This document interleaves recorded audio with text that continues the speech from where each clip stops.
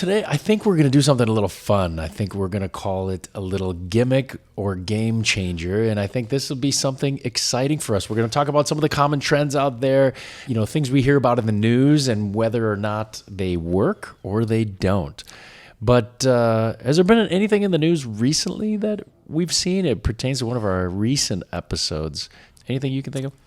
It's interesting. This is something that's been on our radar since we started practice, because we have been one of those guys that always wants to debunk myths, because it's really easy to go down that rabbit hole and kind of get information or misinformation and use it and then see that you either wasted a lot of time or a lot of money and got nothing. Mm-hmm. The one thing I did see in the news that I think we should bring up, just kind of educate people, is how some sunscreens are being taken off of the market because they have benzene in them. Definitely. Why? Who cares? What does benzene do? Why is it a problem? It's been used for years. Tell us what that's all about. Yeah, sure. It's been all over the news. J&J just pulled some of Neutrogena's sunscreens, these spray sunscreens. Benzenes are Poor really... J&J. I know. They just keep getting hit one after another. Some of these sunscreens that contain benzenes, these are actually carcinogens. And so, if you look at some of the European sunscreens, they have actually banned a few chemicals, and such as benzene, oxybenzone, different derivatives of that. That's interesting, because normally we are the ones that ban, and Europe normally keeps things going. So that's interesting. Okay. Yeah, because, these things are not FDA approved. They have to meet a specific safety profile. And that's why I think that we're starting to take closer looks at them, because they may be easy to spray. And it's not every single one, but the idea is we want to stick to some of the safer ones. We mentioned last time titanium dioxide and zinc oxide, just something that we want to throw out there for those of you who are enjoying your summer. And just so you guys know, because he uses a lot of big words, carcinogenic means cancer forming.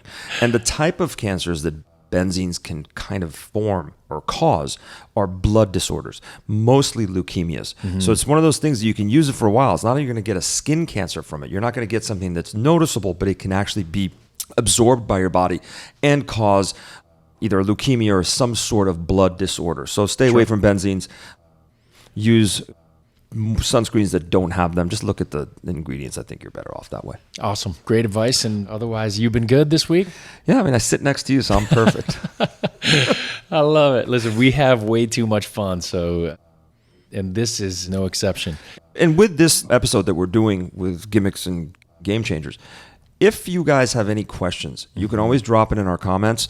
And next time we come on and do the next podcast, we can always address that. If you've had a gimmick or if you've tried a game changer that's really worked for you, we'll be happy to talk about it and actually shed more light on it. So, yeah, you're always there to help us out if you have any other questions. And definitely. And I think a lot of these things, listen, if we have data, we'll use it. If it's subjective data, we'll at least let you know that.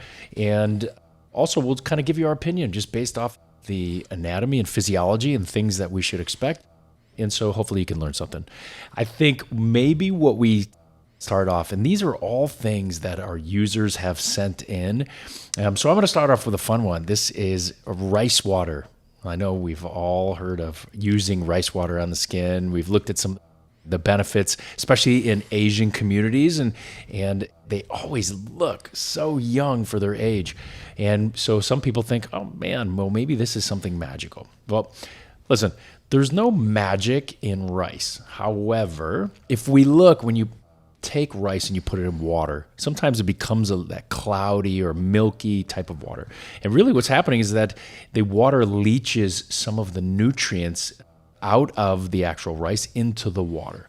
And so when you look at some of the different characteristics of what's in rice water, we can kind of look to see whether or not that's helpful for the skin. So there are really three main things that we look at that can help the skin. And one of them is ferulic acid. Very strong antioxidant. This is great for those scavenging those free radicals in the body that form and cause damage. The second is allantoin. This is something that discourages dryness and encourages brightness.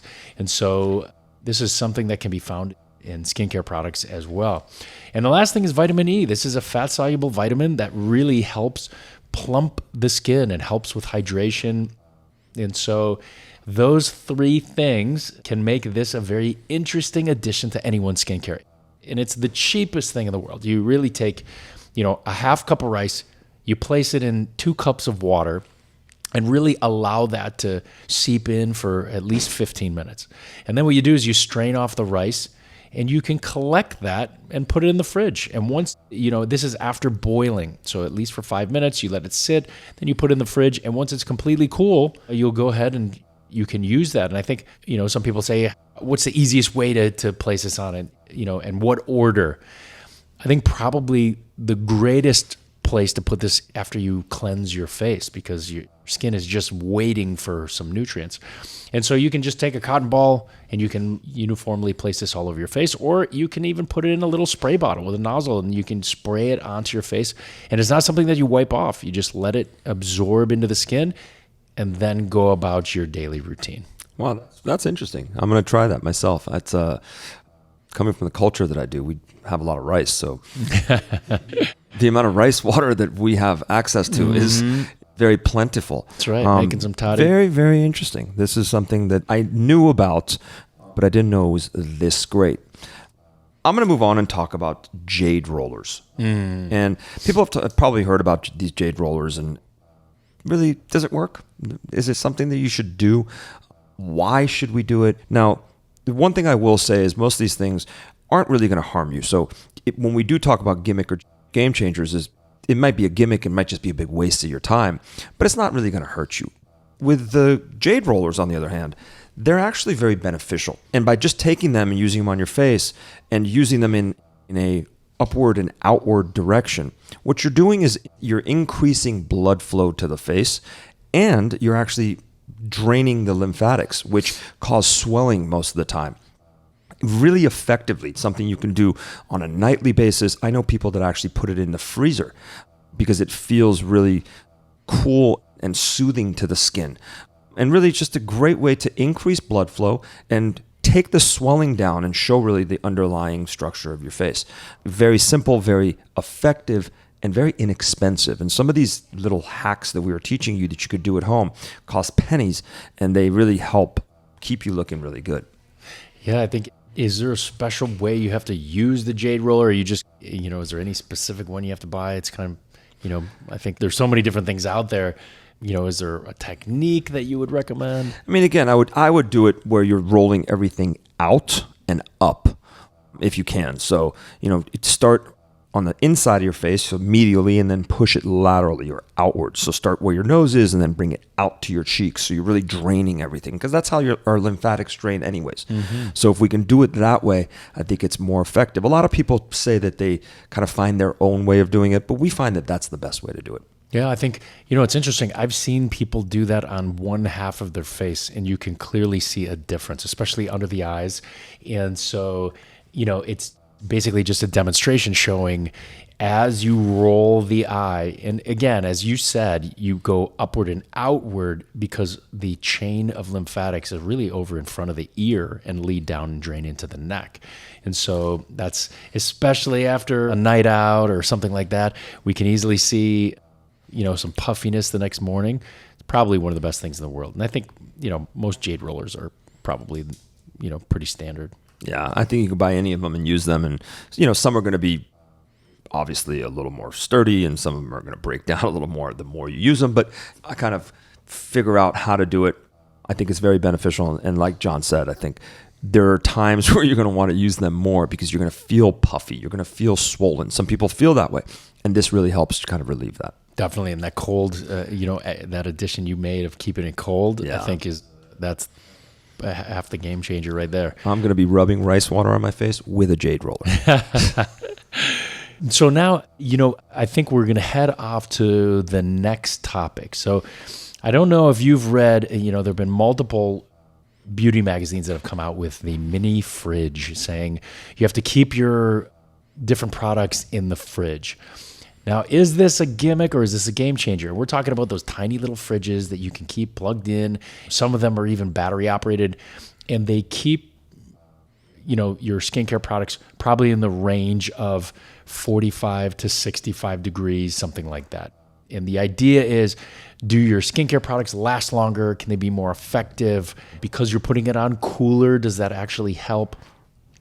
Well, we looked into this. And so the idea is, when you look, because we have the luxury of having our own skincare line. And so with Beverly Hills MD, the idea is we can talk to the manufacturers and the engineers and things like that. And so when you look at some of the products that are placed together, obviously there are certain bases that are mixed in with our actives, our active ingredients.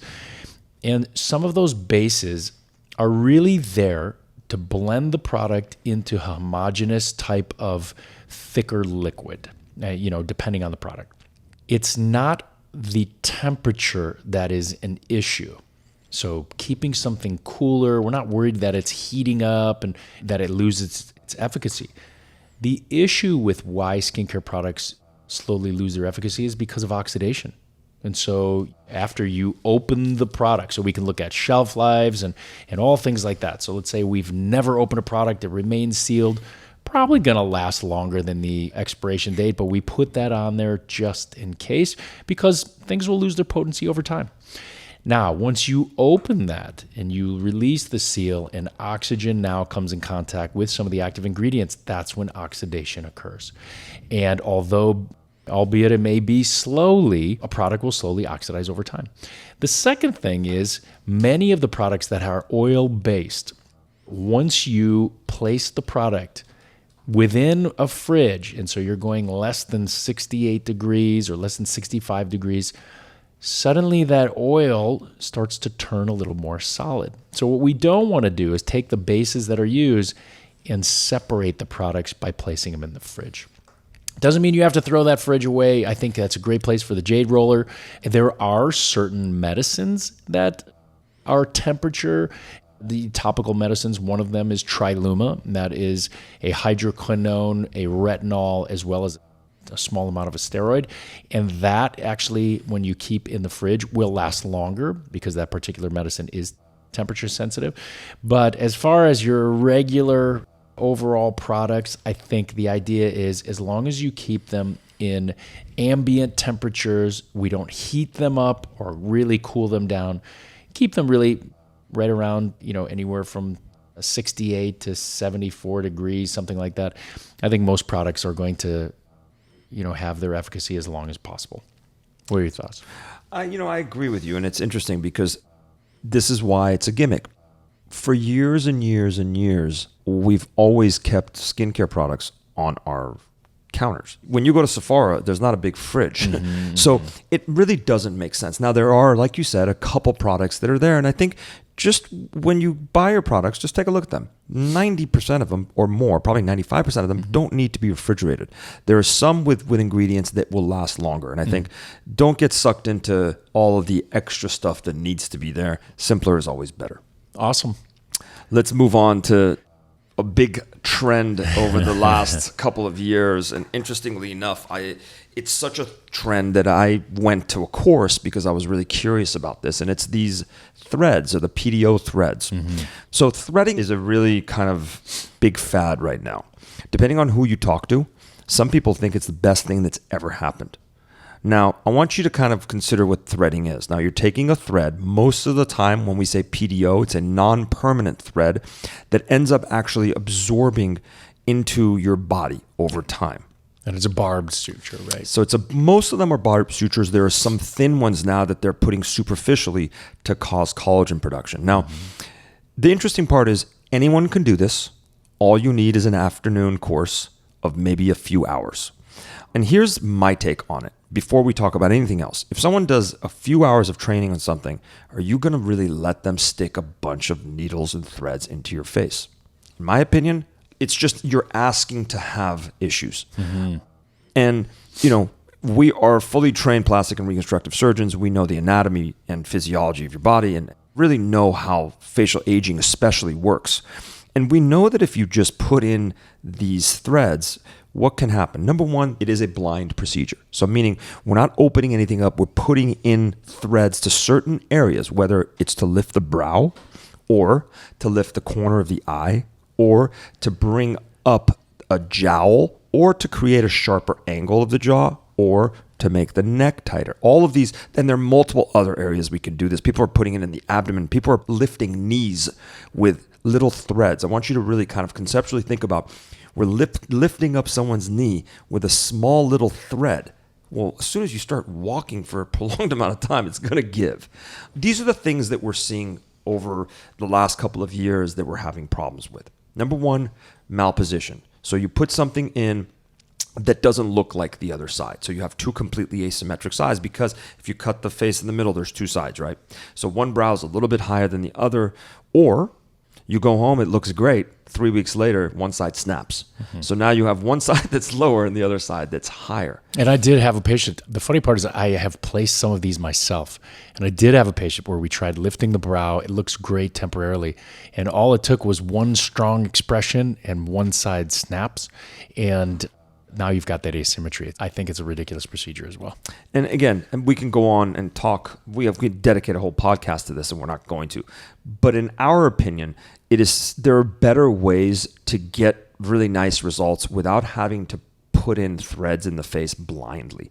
And that's my problem with all this. You're putting in blindly. What if you catch a nerve? We've had a patient like that. We had a patient like that who developed a facial palsy, one side, so a weakening of that side because a thread was placed too deeply. And so it hooked a nerve, and it doesn't matter if you take that thing out, because once you've damaged the nerve for a prolonged period of time, and you have to imagine, the threads used to be permanent, and they were wrought with complications because years later they would necessitate their way out or wiggle their way out of the skin or cause further dimpling or issues.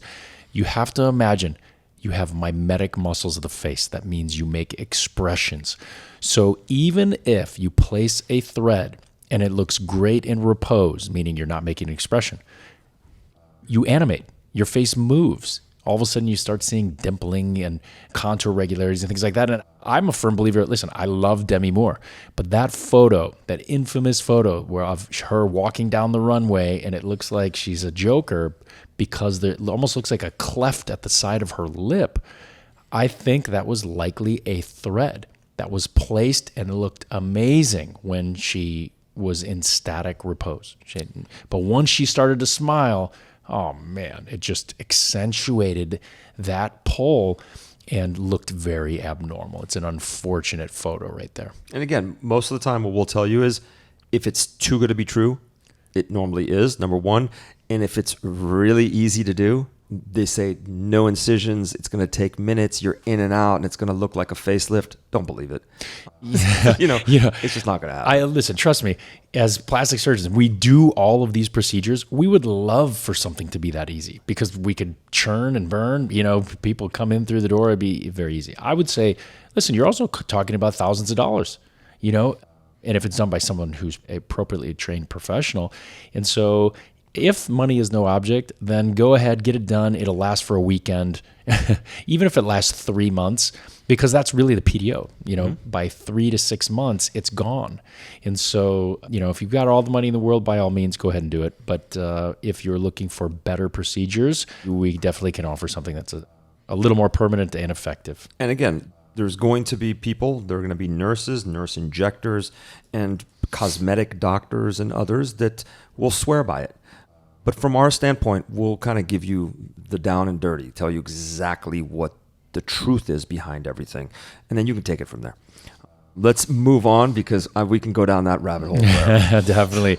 The next one, which I think it's relatively new, probably been around for the last year, it's called the lip flip. And this essentially is one of the easiest little fixes to try to rotate the lip in an upward fashion to try to give the illusion that our Cupid's bow, which is the area on top of the lip, tends to be a little higher and that we've got a little more thickness to the lip. Now, what is the lip flip? Lip flip is essentially tiny bits of Botox that are just above the vermilion border of the lip. And we usually put the vermilion border is really what separates the regular skin from the lip. Very distinct anatomic location. Lately, people have been injecting it with a lot of filler, so it becomes the vermilion crossroad. Yeah, it definitely Not is. the border. Yeah, and too much gives you that duckish-like look. The idea behind it is to give a nice crisp, what we call Cupid's bow. The lip flip, where we actually, some people, I think the way this was originally discovered is people who had the lines, smokers' lines around the mouth, even if you didn't smoke or they used straws for a long period of time, those vertical lines that go on the upper lip.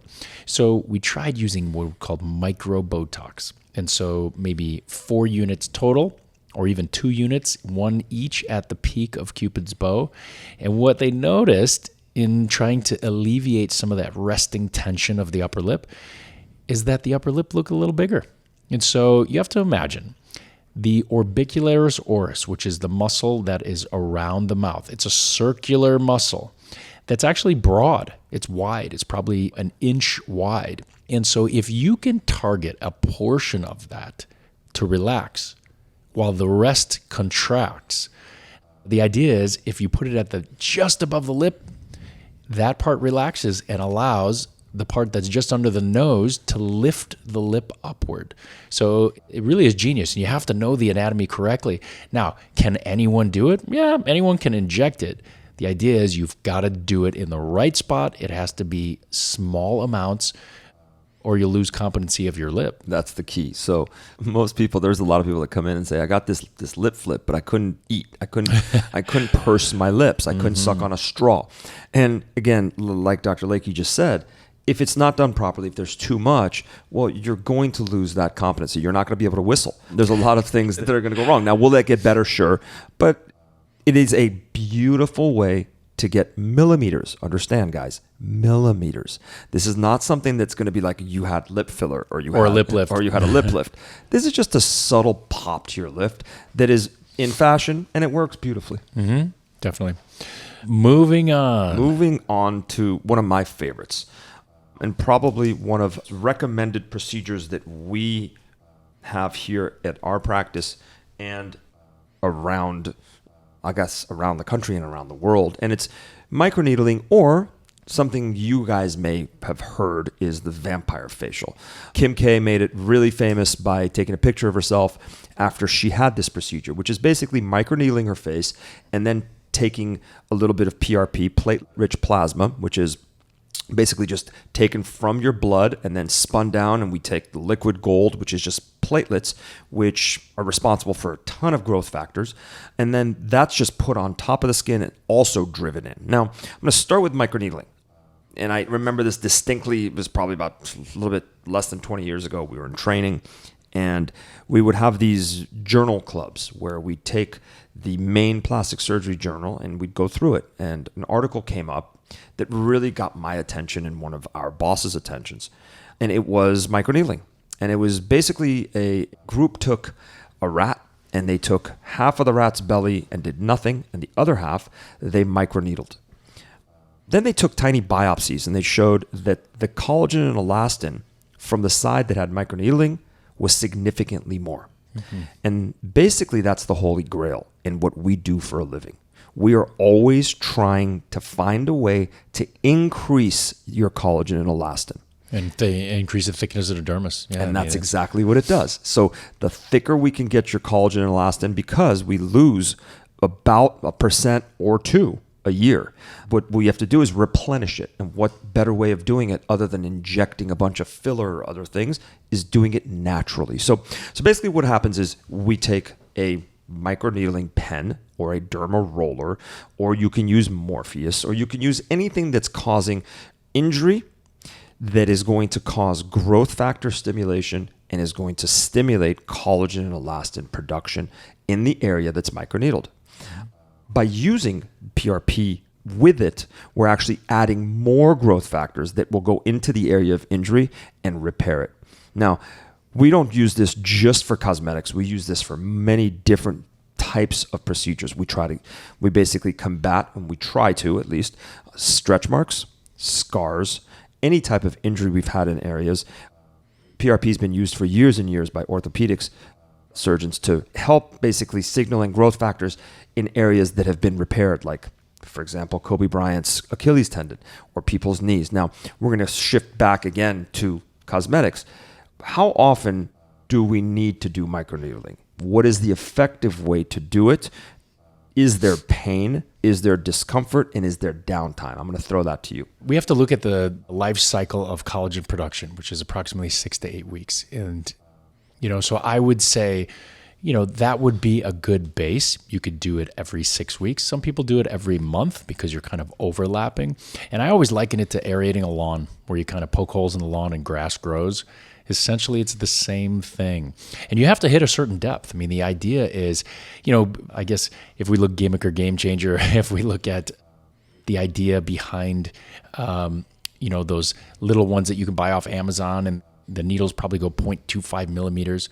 Well, do they work? Well, they do, but not in the way that we are talking about. It does increase blood flow to the area, just causes a little bit of inflammatory response.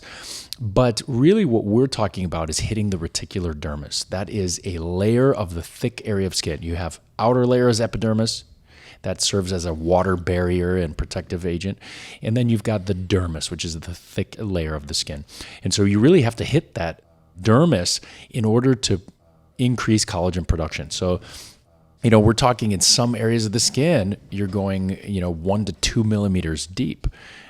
And so the idea is you're poking those little holes, stimulating collagen, and then, like Dr. Danielpour said, the platelet-rich plasma, you have to understand, you've got about 6% circulating platelets in your body. When you cut yourself, that's the first cell on the scene. And then it calls all the other growth factors. So what we do is we draw a tube of blood, probably 8-10 cc's. Then you centrifuge it, and it goes through a proprietary little gel, and it concentrates the platelets into 92 or more percent. So you've already got all those growth factors willing to be called right there, and it's waiting for the signal, which is the trauma that you induce with microneedling. So now you put that over the face. That serves as an amplifier. So the whole goal, again, I'd say do this every 6 to 8 weeks. As far as the depth, that's going to be dependent on where it is on the face, but anywhere from 1 to 2 millimeters.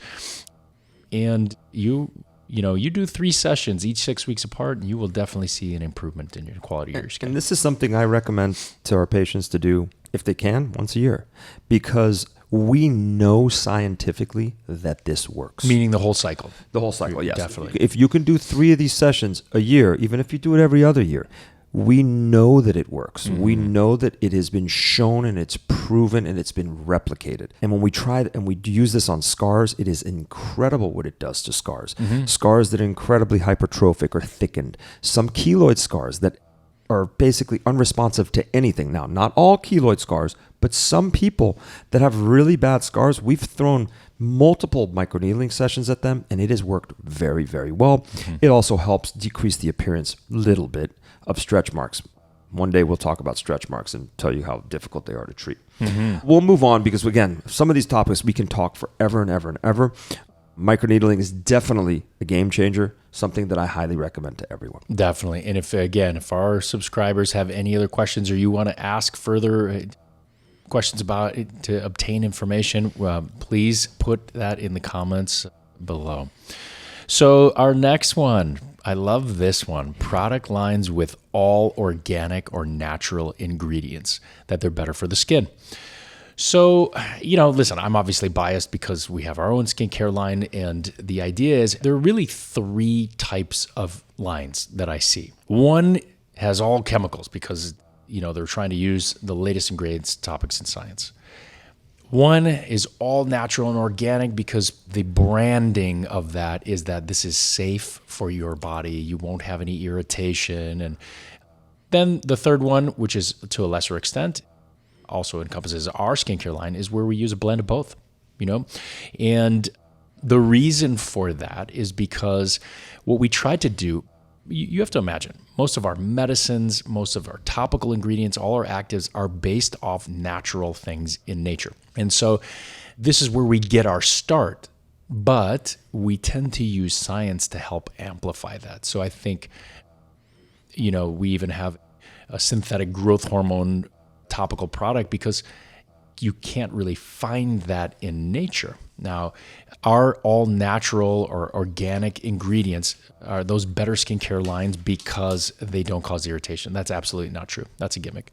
The idea is, now, are they based off of great things? Yes, of course. Natural ingredients are always a great start, but they can still irritate your skin. I mean, if you look at some of the astringents that are out, St. John's wort, things like that we're using to really help, strip some of the skin. The idea is that they can dry the skin out just like a chemical product can.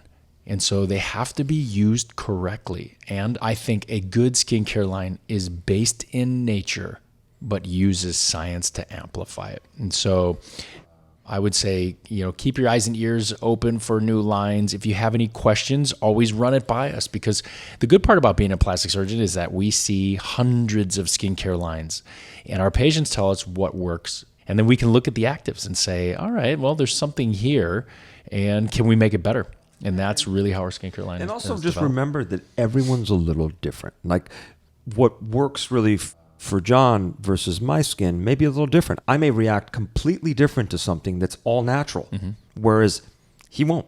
So again, I completely agree with what he had to say. Don't get sucked into the fact that if something's natural, it's better. Now, obviously, even our skincare line, we use plant derivatives. We use everything we possibly can that's going to not be very harsh for your body or your skin. But I think there has to be a good blend of them, and I completely agree with you. And we undergo a rigorous testing process by a third party to ensure that these are all safe, that our ingredients are actually what they say they are. I know a lot of skincare lines have been busted in the past when they start looking at the actives that actually they say there's a certain percent, and it's not necessarily the case. But I can assure you that everything that we are selling is what is advertised. So I think we can move on. A couple of other topics that we'll hit kind of quickly and move on. One of them being something that on a daily basis, someone comes into the office and asks me this.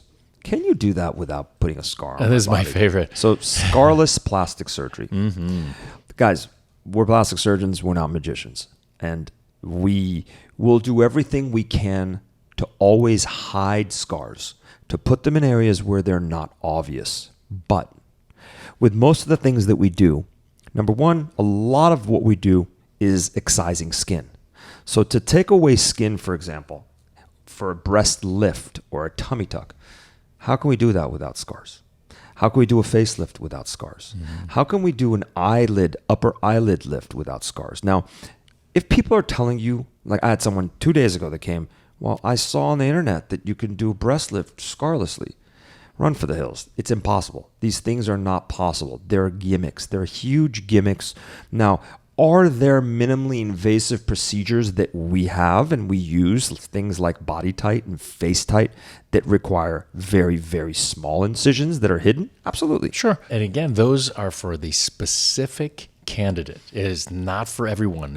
Just as you said, are there procedures where you could probably, through a tiny incision, go in and shrink some of the breast or remove some breast tissue and heat it up? You can, but it's, there are maybe 3 patients that fall under that category. The rest will not. Always. If it's too good to be true, guys, it's too good to be true. Yeah. There are even people in the area that say there's incisionless liposuction and things like that. There is not. The only thing is, instead of using what we call a number 15 blade to make a tiny incision, or a number 11 blade to make a tiny incision, what they're doing is they're using a punch biopsy. Like, you're still making a hole in the body to accommodate a cannula that goes under the skin and removes fat. So don't get caught up or don't get sold on some of these gimmicks. Listen, if we found a way, other than the non-invasive fat reduction devices, which are heat or cold based, once you're removing large volumes in one single setting, there is an incision being made. There's no other way that it can happen. Just remember, and I think that what John just said about the incisionless liposuction, I remember when we first started practice and I heard that and I'm like, that's impossible. And then I went and watched. And I'm going, they're still making an incision, but they're not calling it an incision because they're not using a knife. So, there are ways to kind of twist words around. But generally speaking, plastic surgery and cosmetic surgery, most of the cosmetic surgery procedures that we do require even a small incision. But it doesn't mean that incision is going to be incredibly obvious. The one thing that they teach us from the beginning is hide things. Make it so it's not apparent to the human eye. So we'll move on to the next one. This is one of my favorite ones. For those of you who are afraid of Botox and fillers and things like that, because the idea, the gimmick is that, I've even seen it in, another beauty magazine, that you will age more rapidly by using some of these products as soon as you stop. Okay, let's back up here. Let's talk about Botox first, or let's talk about neuromodulators, which are neurotoxins just like Botox. The idea behind this is that the more you use it, the muscle atrophies and you have less lines over time. You can still make expressions. That'll always be a part, because you're not knocking out the nerve. You're knocking out the ability for the muscle to contract. So now, at the same time, that doesn't mean that if you stop using it, you're not going to be able to use that muscle. That's the key, and he's going to get into that. Definitely. It used to be that we'd say people would start Botox in their late 30s and 40s and things like that. Now you start in your 20s, and we have a study out there that shows you probably won't have a wrinkle till you're 50. And it's really the mechanism behind it. So obviously binds acetylcholine, prevents postsynaptic contraction of the muscle. And the goal is to not be able to fold your skin like an accordion. So anywhere there's a muscle on your face, perpendicular to it, there is a line. So that's how you know where the muscles are located. And you want to soften those lines using Botox. So that is definitely a gimmick.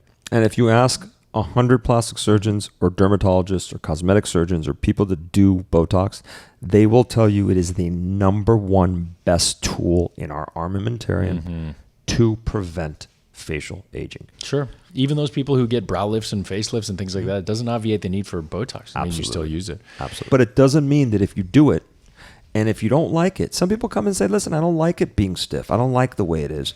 You never have to do it again. And it doesn't mean anything. It does not mean that, you need to go back and do it. It makes no difference if you stop doing it. Even if you've been doing it for 10 years and you decide, I don't want to do this anymore, it's okay. Yeah, the other option is you're just going to look older. Yeah, exactly. You can use micro Botox. You can literally use less than the normal standard doses.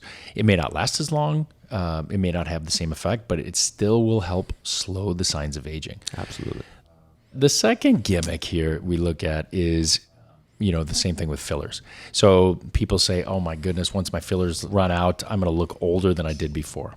Well, that's kind of a play on words, because once the fillers do run out, which average, the company says it lasts 12 months. Depends on where that's located. Sometimes it can last longer, sometimes less. But you are going to keep aging. And so obviously, once the filler goes away, arguably you'll be a year older. However, we are not filling you to the point, at least, not Beverly Hills Housewives here. We're saying that we're not filling you to the point where we're stretching skin. If there was a way, in plastic surgery, we used to use what are called expanders. There are these balloons that go under the skin and you rapidly expand the skin over the course of a few weeks. And then you deflate it and you use that extra skin to move over a wound or a joint or something like that. Sure. Or breast cancer recon. Sure.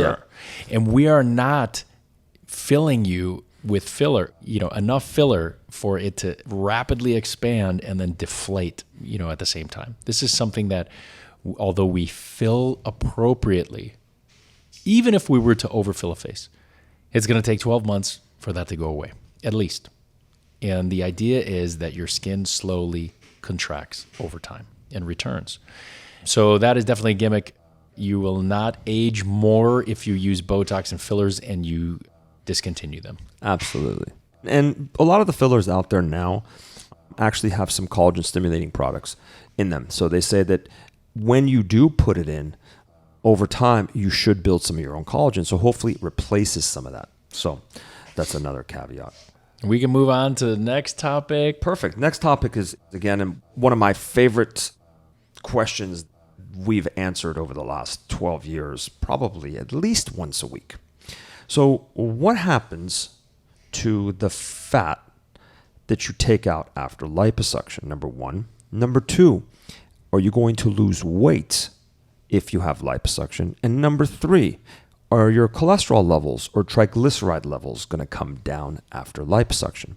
And these are all really great questions, and they've had a lot of research. So when we answer this, it's not just, hey, I saw 3 patients that I operated on and this is what happened.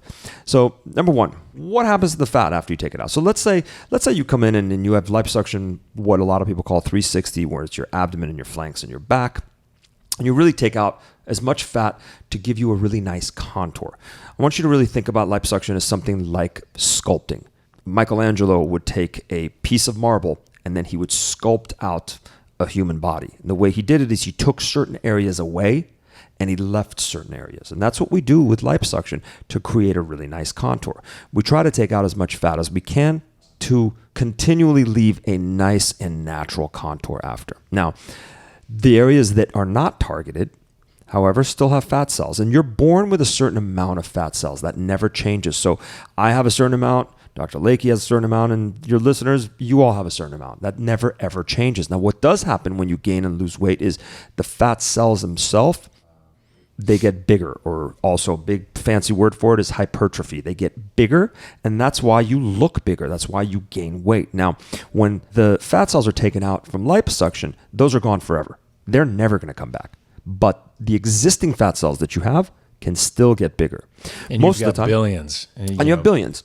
Most of the time, if you take a lot out of one area, if you gain a significant amount of weight, now, listen to me, guys, significant amount of weight, 5 pounds isn't going to do it.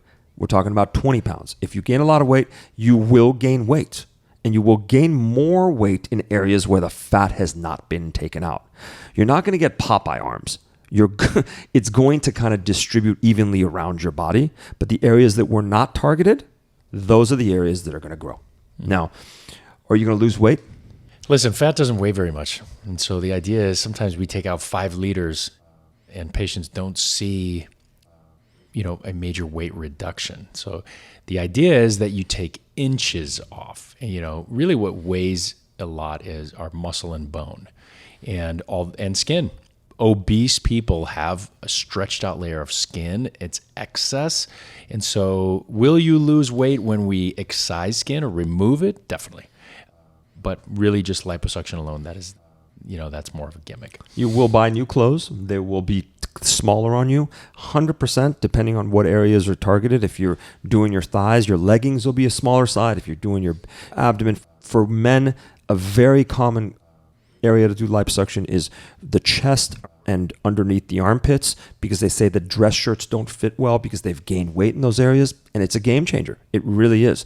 It really does make things fit better, but you're not going to change what the scale says. So don't look forward to that. And then lastly, what about the labs? Is it going to change your labs? And this is very, very interesting because there's been a lot of research on this. And what it does show is that your cholesterol levels will be the same, but there can be a decrease in your triglyceride levels. Mm-hmm. So interestingly enough, it does take away fat, and sometimes that fat that's there can cause a little bit of a bump in your triglycerides. So it does help with that. So it has been shown to change some of the lab values over time, as long as you maintain a healthy lifestyle. Mm-hmm. Very important, guys. Plastic surgery is not meant for people to come get it and then live an unhealthy lifestyle, because it's not worth it. There's no reason to do liposuction, tummy tucks, or facelifts and have people go smoke and drink and sit in the sun and gain weight. You make lifestyle modifications and you stick with them, and they last a lifetime. Mm-hmm. All right. Well, listen, I think we're going to comment on one last. This is gimmick or game changer. And I see this firsthand. My wife does this as well on a daily basis. It's called dermaplaining. And so the idea is you're taking a blade and you're gently running it almost parallel to the skin surface. And what it kind of does is it removes what we call tiny little vellus hairs. It gives the skin a smoother appearance. And it also removes some of the top layers of the epidermis. And so sometimes the epidermis has that dry, scaly, or almost consider a dusty appearance. And when we do things like exfoliate, or we do certain lasers that ablate or remove the top layers of skin, you see healthier skin underneath. So this is definitely a game changer. Not only, again, anytime you rub something against the skin, it leads to an increase in blood flow.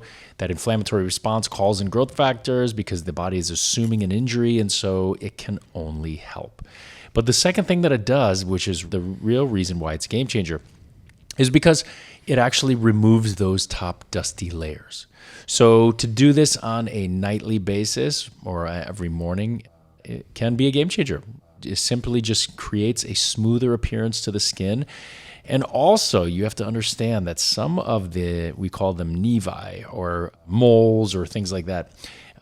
Not necessarily the moles, but some of the age spots, such as actinic keratosis or seborrheic keratosis, things like that, initially start with a few layers of these cells. And they're easy to ablate or remove with a laser. But if you continually keep up with dermaplaning, you can sometimes remove some of those very superficial areas.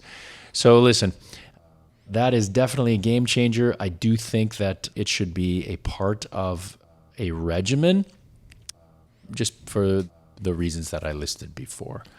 So we kind of touched on rice water, Jade Rollers. So rice water is definitely a game changer. Jade Roller, game changer. Mini fridge, Gimmick. PDO threads, Gimmick.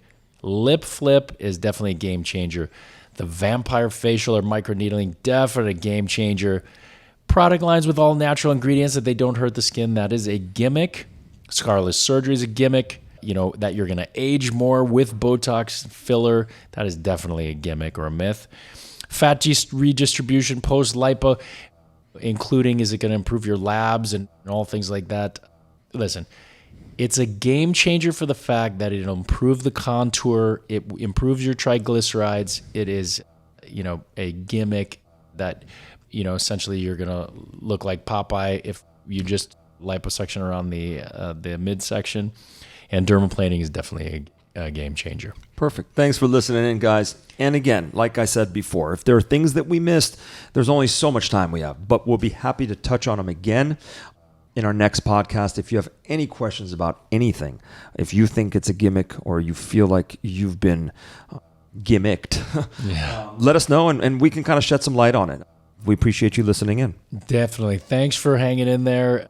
Hopefully we've enlightened a few of you, and don't forget to watch our weekly episodes of Forever Young. Again, I'm Dr. John Layke. I'm Dr. Payman Danielpour. You can listen to our podcasts on the iHeartRadio app, Apple Podcasts, or anywhere you listen to your podcasts. Amen. Peace. Take care.